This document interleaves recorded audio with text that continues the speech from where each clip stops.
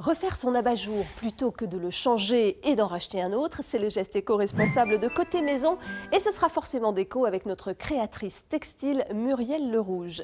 Vous connaissez les architectes qui dessinent nos maisons? Savez-vous qu'il existe des architectes paysagistes? C'est le métier de Marine Duvivier qui viendra nous donner une leçon d'aménagement pour nos terrasses et nos balcons. Bonjour, bienvenue, c'est Côté Maison.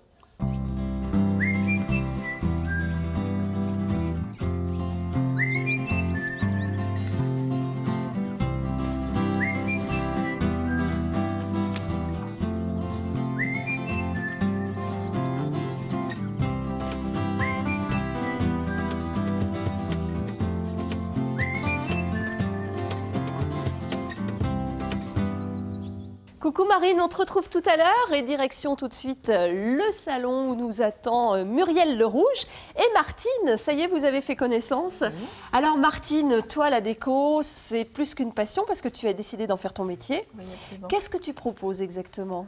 Je propose des meubles patinés aussi, des créations textiles avec le linge ancien, des abat-jours, des sacs, des rideaux. Et voilà comment une passion devient une profession finalement. Ouais. Et tu viens dans Côté Maison pour essayer de découvrir peut-être encore d'autres techniques que tu ne maîtrises pas tout à fait. Exactement. Muriel Lerouge, créatrice textile. Tout à l'heure avec Laurent Petit-Guillaume, nous irons visiter la maison de Sophie Lambert qui est très créative aussi et qui a une multitude d'abat-jours chez elle. C'est ce qui nous a donné l'envie là aujourd'hui tout de suite de transformer notre abat-jour. Il est vieux, il est abîmé, il a des taches. Oui, surtout, on n'en rachète pas un, mais on peut le refaire. On Comment, le jette Muriel? surtout pas.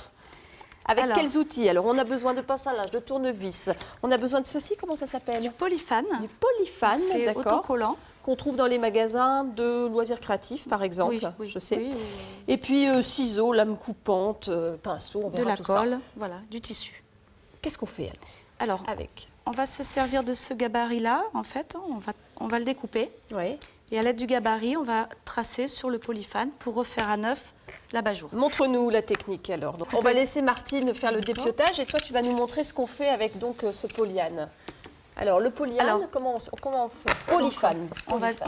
Ça c'est le gabarit de cet abat-jour. Ça c'est autocollant, donc on met le tissu juste dessus et voilà, c'est plus facile. Ce que tu précisais pas, c'est que dans ce qu'on va faire, c'est pas un abat-jour en papier, hein, c'est un abat-jour en tissu. Et là, c'est à vous de faire comme vous voulez. Hein. Vous pouvez prendre des chutes de tissu que vous avez à la maison. Vous pouvez aller acheter du tissu dans le commerce.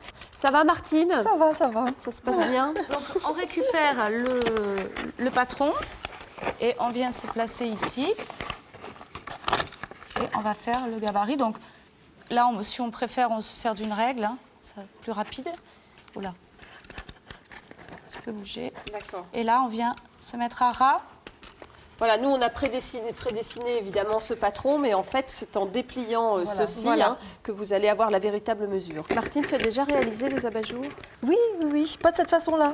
Non, pas avec cette méthode. Non, comment pas tu cette fais méthode-là. Moi je pars plutôt d'un gabarit existant déjà. Et ou si je récupère une vieille carcasse, je l'arrache. Mais j'avais jamais encore utilisé cette méthode pour refaire exactement le même abat-jour. On a notre gabarit, notre patron tout fait, donc on découpe, on suit le crayon à papier. Donc alors vas-y, nous on l'a déjà découpé. Ouais. Donc maintenant on va le recouvrir de tissu. Ah. Et puis un tissu, il n'y a pas de souci, ça craint rien avec la lampe après la chaleur de la lampe? Non, justement le polyfan est fait exprès. Hein. C'est pour empêcher justement au tissu de brûler. Hein. Alors comment on fait là? Donc, faut que tu montres à Martine parce que je suis sûre que rentrer chez elle, elle va se lancer là-dedans tout de suite. Voilà. On défait l'adhésif. Hein. On va se mettre là. Hein. Ouais, histoire de gaspiller le moins de tissu possible. Et là, on va maroufler. Maroufler. Alors, maroufler, ça veut dire chasser les bulles. Voilà. Peut-être on va rappeler quand même quelque chose qui est une évidence, mais n'oubliez pas de repasser votre tissu avant cette opération. S'il est fripé, bon, à moins que ça soit un effet recherché, mais ça pourrait être dommage. Est-ce que tu as mis sur l'envers du tissu, là ou Oui, sur l'envers, puisque... Sur l'envers? Bah, attends, tu nous le dis pas. T'imagines chez nous, là? On se trompe de côté. Voilà, en fait, une fois fermé... Ah, voilà. Alors maintenant, on va le découper. Ah bah on va faire travailler Martine, hein, tu sais quoi? Tu veux bien? Donc à 1 cm tout autour. D'accord.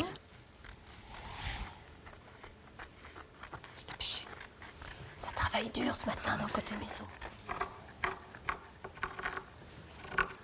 Voilà. Ça y est. Donc, maintenant, on récupère. Alors donc on prend du double face, Muriel, et on va le mettre ici Voilà, on va pour venir coller le petit scotcher un tourlet, petit peu le petit rabat. le polyfane pour nous faciliter le travail après pour poser. On pourrait le faire avec de la colle textile aussi Oui, ou pas? on peut, mais c'est bien plus long quand même. Hein. Le double face.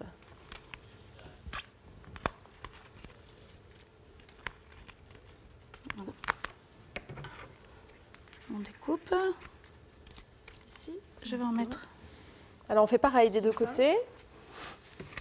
Là. Je vais découper pour les côtés aussi. Ouais, d'accord. Donc sur les 4 côtés évidemment pour pouvoir faire les petits rabats.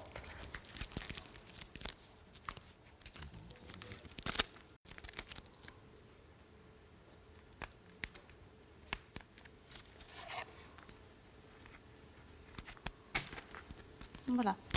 Très bien. Alors, mets pas. que se passe-t-il maintenant? On reprend Alors, notre On prend structure, le grand cerceau le grand cerceau, celui du bas, On celui va du le haut, poser. celui du bas. ici. Et on va venir appliquer notre double face. Voilà. Tout autour. Tout autour, tout autour, tout autour, tout autour. Donc, Il faut bien ça. appuyer. Voilà. Et là, on vient poser le tissu par-dessus. Ouais, alors là, voilà. Voilà, Au là, niveau de double on face. appuie. Voilà. Et pour le haut, on va faire pareil, mais comme ça. C'est Voilà. Comme ceci. Alors, on Et va là. retourner et tu vas nous montrer comment on rabat ici. Donc, idéalement, on va mettre un petit peu de colle. Ouais. Alors, c'est une colle spéciale, Une colle spéciale tissu, hein, parce que là, on cherche à coller surtout le tissu. le tissu. On va mettre un petit peu de colle ici. Alors, pareil, on étale bien la colle pour pas tacher trop Le tissu. le tissu. Ouais, pour Voilà. faire des pâtés, évidemment. Là, on est dans un esprit un peu campagne. Hein. On a Tout à choisi fait, un hein. tissu dans cet esprit-là. Mais vous pouvez faire tout ce que vous Et là, voulez. on vient rabattre son tissu. C'est quand même pas très compliqué. Moi, j'ai presque Non. l'impression que c'est quelque chose qu'on pourrait faire avec des enfants. Qu'est-ce que t'en penses, Martine? Ah oui, je pense que c'est Alors, possible. idéalement, on va mettre Tu pourras les passer. des petites pinces à linge pour venir Et Martine va essayer de faire la suite plutôt. la colle, mais là, on a le... Vas-y, Martine. Je te plastique. laisse. On va te laisser continuer le rabat. Voilà, il faut vraiment faire attention que le cercle soit là, voilà, D'accord. sur le haut, quoi, hein. Tout en haut de l'adhésif, c'est important. Alors maintenant qu'on a bien compris la technique, ma chère Muriel, merci beaucoup. On va regarder ce que ça peut donner lorsque c'est terminé. Regarde. Ah, tu as rajouté quand même en dernier un petit galon Oui, pour faire un petit peu plus propre, alors. pour faire plus propre. Voilà. Et puis donc on voit aussi une petite astuce, regarde Martine, petits sympathique. ouais, c'est très mignon. Les petits nœuds que tu as collés là aussi Non, Ou je cousus me suis servi d'une perforatrice, en fait, Ouais. spéciale tissu, là. Voilà. Perforatrice spéciale tissu. Voilà, en fait, qui nous fait les petits trous. Et Ouais. ensuite, on passe le ruban et on fait les petits nœuds. Très très très joli. Et maintenant, Laurent Petit-Guillaume nous emmène dans un écrin de style gustavien. Nous allons chez Sophie qui aime les choses du passé, le charme d'antan. Une maison qui vaut le coup d'œil et dans laquelle il y a beaucoup d'abat-jours. Elle nous a inspirés d'ailleurs.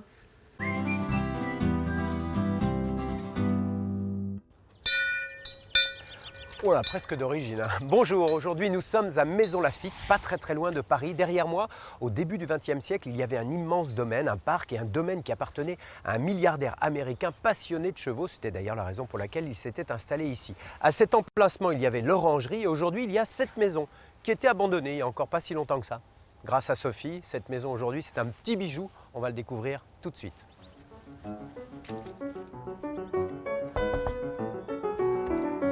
Bonjour Sophie. Bonjour Laurent. Et merci de nous recevoir chez vous. J'ai trouvé facilement, j'ai suivi les hennissements.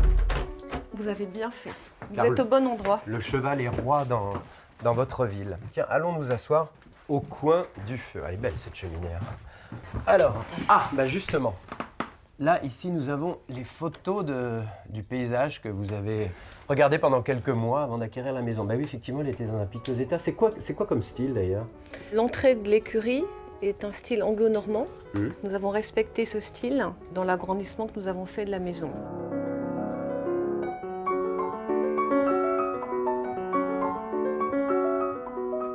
Vous aimez bien les choses un peu brutes, hein. C'est légèrement patiné sur certains meubles anciens, légèrement repeint, mais vous aimez beaucoup les choses brutes, j'ai remarqué ça. J'aime beaucoup les choses voilà, brutes, nature, qui expriment quelque chose de vécu, une histoire. Voilà, oui, j'aime beaucoup ça. Alors je remarque qu'il y a beaucoup de portes aussi dans cette maison qui servent de portes, mais aussi parfois en décoration et même en table, tiens. Certaines sont décapées, là vous avez une méthode particulière. Toutes les boiseries dans l'entrée sont des choses qu'on a trouvées aux encombrants. Donc c'était des boiseries en chêne qui étaient peintes, qu'on a décapées à l'aide d'un décapeur thermique. Donc ça enlève la peinture, Ouais. ça la fait fondre, ce qui donne cette jolie patine que l'on trouve sur ces portes. Oui, je sais, ici c'est la chambre d'enfant. Et en matière de bricolage et de déco, il y a tout ce qu'il faut, hein, vraiment. Regardez par exemple ce placard. Sophie est partie de ces 3 portes qu'elle a chinées, récupérées, décapées, repeintes, plus cette corniche. Bon, autour, elle a fait faire tout simplement un coffrage en bois et une petite patine. Et l'affaire est dans le sac.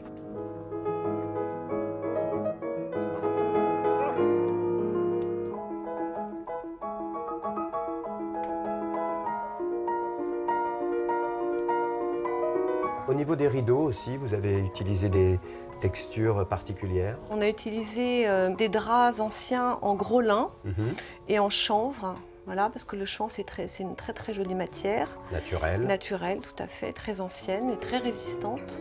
Le chien est dans la couleur de la maison, hein, ce côté un petit peu Le chien a une très jolie blanc. patine, voilà, un blanc sale comme on dit, Ouais, c'est ça. et il s'intègre bien effectivement au niveau des couleurs. Merci de nous avoir accueillis. Je Sophie. vous en prie, merci à beaucoup. vous.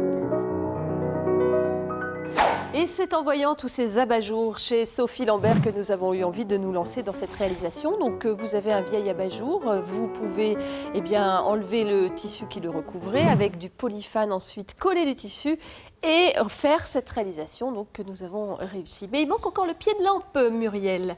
Alors, comment fait-on un pied de lampe? Comment va-t-on l'électrifier plus Voilà, exactement? le but c'est d'électrifier. En fait, on part d'un pied qui ne serait pas percé. Ouais. Donc, on a besoin d'un raccord à trous. Parce que ça, c'est un bougeoir en fait au départ. Hein. Voilà, On va le détourner. voilà. Donc, on a besoin d'un raccord à trous pour passer le fil. Donc on te laisse passer le fil. Martine, toi tu en as déjà fait et à partir de quoi tu as fait des pieds de lampe? Alors j'aime bien détourner des choses qui au départ ne sont pas prévues, donc des quilles, des jouets, des jeux, des balustres de vieux meubles, Ah oui, ça c'est sympa aussi. des pieds de piano. Pieds de piano? Oui, pieds de piano. Génial, avec un abat-jour après Oui, par-dessus. absolument. Sympa. Donc, on visse le raccord à trous. Ensuite, on vient passer le fil à l'intérieur. Ouais. Voilà. Alors, on pourrait également, si on veut, rehausser un petit peu la douille. Donc, on a 2 types de rehausseurs, un petit, un grand. Tout simplement, ça On se viendrait visse. visser, voilà, pareil, on passe le fil. Ça c'est voilà. pour mettre Rehausser, l'abat-jour un peu plus haut. Voilà, si on veut davantage mettre le pied en valeur. Voilà. Et donc maintenant on va mettre la douille. Tu sais quoi? Tu vas laisser faire Martine. Tu vas la guider. Allons-y. Alors qu'est-ce qu'elle doit faire? On La va dévisser. dévisser le culot. Dévisser le culot.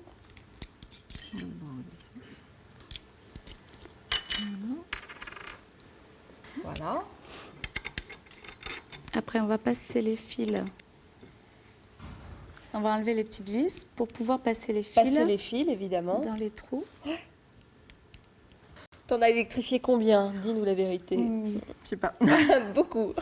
T'as assez de câbles? T'as assez de câbles? Ouais. Donc, On va dans les petits trous, c'est ça? voilà, on passe les câbles dans les petits trous. On vient visser une fois que la partie électrique est bien dans le trou. Oui, les premières fois, oui, on regarde bien si on a mis le bon fil au bon endroit, bien bloqué dans la vis. Mais maintenant, c'est vrai que je le fais plutôt facilement, alors je n'ai pas besoin de réfléchir. Vous êtes contente de votre élève, Très très bien. Madame Muriel? Je crois qu'elle a l'habitude.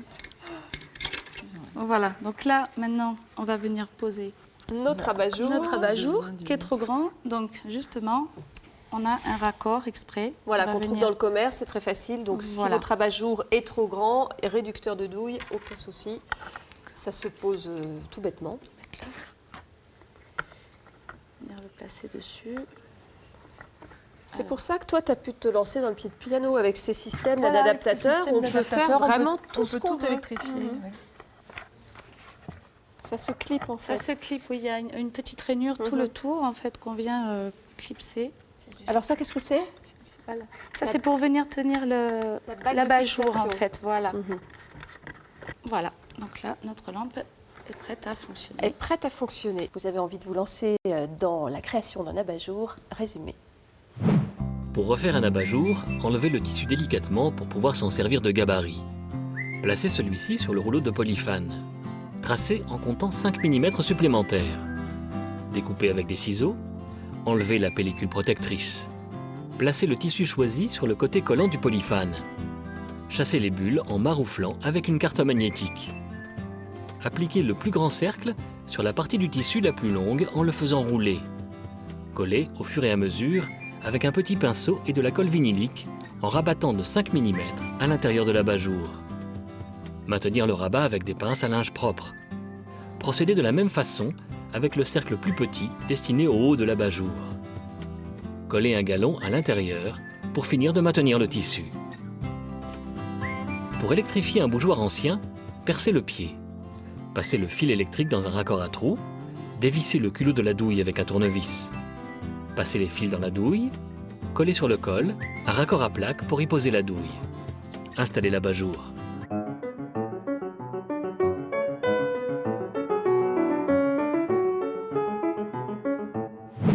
Et c'est en visitant la très belle maison de Sophie Lambert que nous est venue l'idée tout à l'heure de réaliser des abat-jour, la maison de Sophie que Laurent nous a fait visiter. Des ouvrages si vous voulez vous lancer dans la création de lampes et d'abat-jour, intérieur lumière. Et bien là vous pourrez par exemple réaliser un plafonnier de cuisine à partir de torchons de cuisine, d'autres idées toujours très bien expliquées pour une ambiance chalet de montagne ou encore des appliques aimantées, brodées, des appliques affiches. Beaucoup de possibilités, édition L'Inédite. Vous avez également le grand livre des abat-jour, avec par exemple des abat-jour en forme de chapeau, ou Luminaire déco pour lampes éco, création et conseils pour bien éclairer sa maison, édition Erol. Et le grand livre des abat-jour, c'est aux éditions Fleurus. Voilà pour ce qui est de la lecture. Et une petite nouveauté dans Côté Maison. Est-ce que vous savez comment s'appelle cette chose-là? C'est une guirlandine, c'est-à-dire une guirlande avec une très bonne astuce. Elle vient se clipser directement sur la tringle du rideau. Ça veut dire qu'il n'y a aucun bricolage à faire. C'est de la déco prête en quelques secondes. Et puis ensuite, eh bien, il y a le rideau qui descend comme ça pour un joli effet créatif. Et dernière petite chose aussi, si vous voulez, ça c'est sympa, ça peut s'accrocher sur un rideau, ça peut s'accrocher sur une poignée de porte, des petites pampilles comme ça. Voilà, Côté Maison, il y a tout ce qu'il faut pour vous donner des petites idées créatives. Et nous passons au jardin où nous attendent Martine et Marine, que je ne me trompe pas, c'est compliqué là les filles. Hein. Alors Marine Duvivier qui est donc architecte paysagiste et Martine toujours avec nous dans Côté Maison pour participer. Leçon d'aménagement puisque c'est ta spécialité, hein. Architecte paysagiste, ça veut dire donc que tu t'occupes d'aménager les balcons et les terrasses et de trouver des vraies solutions. Alors première réalisation que tu nous proposes. Alors, sur un balcon, comme on n'a pas de terre, évidemment, le contenant a vraiment une place très importante. Il existe différentes formes, différentes couleurs et différentes textures. Donc là, on va montrer comment organiser toutes ces différentes formes. De façon générale, il faut savoir essayer d'harmoniser le choix des contenants, c'est-à-dire pas trop mélanger les matières ni les couleurs. Mais donc là, on a choisi quelque chose de gris, avec au centre un bac plus bas et deux pots hauts. Et ensuite, après, le choix de la plante s'adapte aussi à la forme du pot pour venir rajouter, accentuer l'effet décoratif. Donc ici, on a choisi un eucalyptus aux feuilles gris clair, donc qui va illuminer un petit peu le pot. Et à côté, une graminée un peu dressée qui va comme jaillir du pot haut. Et alors Martine, avec Marine, on a prévu un petit jeu pour toi, c'est-à-dire qu'il y a plusieurs ambiances avec à chaque fois un pot vide. Et ici, tu as les plantes. À ton avis, dans ce pot-là, quelle plante vas-tu mettre ? Et puis Marine, après, te dira si tu as réussi ou pas. Oui, c'est pas facile. Pas facile, hein, pas facile. Qu'est-ce que tu mettrais ? Je sais pas, je mettrais bien ça. Tu mettrais bien ça. C'est très bien parce que c'est exactement la plante que j'aurais choisie, puisqu'elle a un feuillage un petit peu doré qui va vraiment ressortir sur le pot anthracite. Pour choisir la plante, Il fallait tenir compte effectivement de la hauteur des autres plantes, de la couleur du pot, de la taille. Voilà, c'est ce que j'ai regardé en fait en premier. C'est pour ça que je cherchais un petit peu à un moment. Alors, ensuite, nous allons du côté couleur. Est-ce qu'il y a une règle sur les couleurs? Donc, pas plus de 2, 3 couleurs? Combien tu On essaye de préconises? plutôt partir sur une base de couleurs sobres et puis venir apporter une touche de couleur ou deux, mais pas trop mélanger plus. les couleurs. Et là, Martine, elle est en train de réfléchir, de se dire c'est horrible, mais quelle plante je vais choisir? Oui, alors tu vois, voilà, tu as le petit pot blanc, tu as, remarque, quand même, c'est un ficus, Là, c'est un bambou. pardon, un bambou. Donc on a différentes immense. hauteurs, donc le bambou qui est un arbuste assez dressé. Ensuite, on a un petit pot. Donc, est-ce qu'on va vouloir avoir une autre plante dressée ou plutôt quelque chose d'arrondi? Et ici, un arbuste buissonnant, c'est le bambou sacré qui est un petit peu plus étalé que le Bambou sacré, j'ai jamais vu ça, c'est génial. Troisième plante, Martine? Bon. No stress, hein, t'as le droit de te tromper quand même. Oui, j'espère. Je mettrai celle-là, mais sans conviction. Alors, on peut mettre la fougère. Après, j'aurais plutôt choisi elle le est chêne. gentille, hein, t'as vu? Mais on peut mettre la fougère parce que c'est une plante aussi qui va bien avec la composition Oui, qu'on a fait, parce ça que serait joli, c'est c'est vrai. une plante à feuillage et une plante d'ombrage. Alors pourquoi tu choisis celle-là, toi? Alors je choisis celle-là parce qu'elle a le feuillage pourpre et elle va vraiment, de la même manière qu'on a choisi des feuillages lumineux sur les pots sombres, avec le pot blanc, on va choisir un feuillage souple. C'est vrai que ça va bien, regarde, ça va bien avec le rose, ça va bien avec le Et blanc. puis surtout la forme, en fait, comme ça, on a vraiment, on joue sur différentes formes, le dressé, le buissonnant, le boule et le buissonnant. Alors on a une autre composition ici, Voilà. c'est un peu Alors, jardin à là, l'italienne. cette avec- composition-là, c'était plutôt pour, en fait, en les espaçant, contrairement aux autres qu'on avait vraiment collés, on pouvait, et avec la plante basse, créer un point de vue pour cadrer la vue, peut-être sur si on a un beau point de vue de chez nous. Pas mal. Avec ces pots-là, Ici. donc ça, c'est pas, ça donne l'illusion d'être un pot en terre cuite, mais en fait, c'est des pots en polyéthylène qui ont l'avantage d'être plus légers que la terre cuite. Et donc, comme sur les balcons, on a quand même une contrainte de poids. Quelle plante ici? Alors, je vais revenir avec ma fougère. Et là aussi, il en faut une. Ah, il en faut deux, regarde. Voilà. ici Ah aussi. oui, donc, alors moi, Là, tu as droit à deux plantes. la grande, je mettrais bien, dans le grand, je mettrais bien ça. Ouais. Oui. Oui. Ah, bravo. Bien.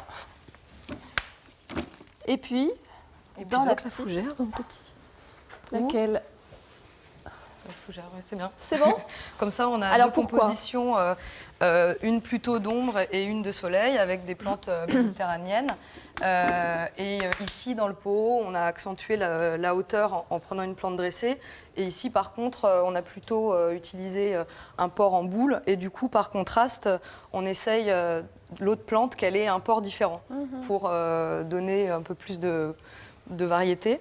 Et donc, en fait, dans cette composition, on les a disposées de telle manière que... Ça fait comme un petit chemin, Voilà, en fait. parce qu'on a toujours tendance à aligner les pots soit le long de la rambarde, Mais oui, c'est ce ou qu'on le long fait des sur un murs. balcon, t'es d'accord? Mais si on a un balcon long ou une grande terrasse, on peut aussi les disposer perpendiculairement au mur, de manière à créer des petites cloisons, comme des cloisons végétales, Et casser l'alignement. et casser l'effet couloir, et donc donner un peu une idée de petit. Martine, ça va être facile sur le dernier. Tu n'as plus qu'une plante.